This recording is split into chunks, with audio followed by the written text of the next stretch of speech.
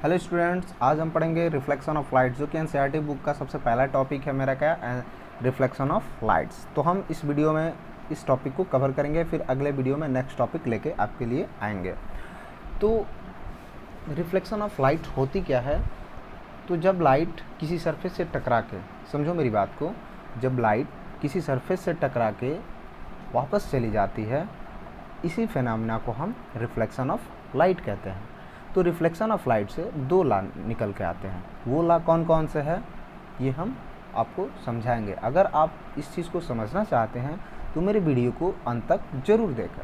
तो जैसा कि आप फिगर में देख रहे हैं कि सूर्य की प्रकाश सरफेस से आके टकरा के निकल के जा रही है, तो इस फिनोमेना को हम रिफ्लेक्शन ऑफ लाइट कहते हैं।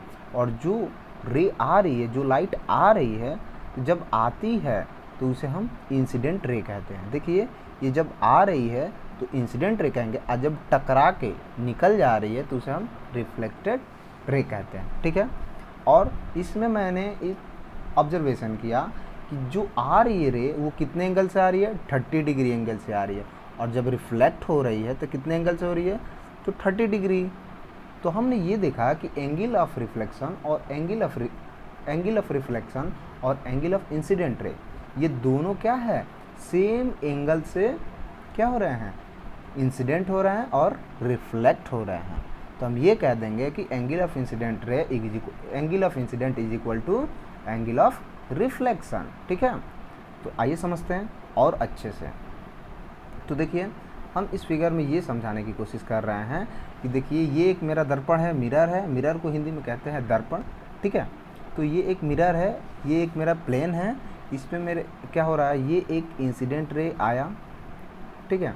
ये एक इंसिडेंट रे आ गया, और ये जो इंसिडेंट रे है ये फिर रिफ्लेक्ट हो जा रहा है। ठीक है। टकरा के फिर रिफ्लेक्ट हो जा रहा है। ठीक है। तो इसमें हम देख क्या रहे हैं कि जो इंसिडेंट रे और रिफ्लेक्टेड रे और ये जो डॉटेड लाइन जो दिखाया गया, इसे हम नॉर्मल कहते हैं।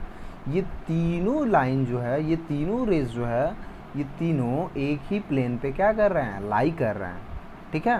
तो हम इससे दो लॉ निकल के आती है। पहला लॉ, तो देखिए, पहला लॉ आता है कि इंसिडेंट रे और रिफ्लेक्टेड रे और नॉर्मल, ये तीनों क्या है? ये लाई करता है कहाँ पे? तो सेम प्लेन पे। ठीक ना। और दूसरा लॉ क्या आता है?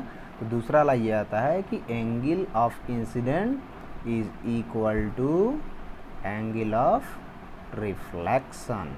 ठीक ना। एंगल ऑफ रिफ्लेक्शन, यही दो लॉ निकल के आते हैं।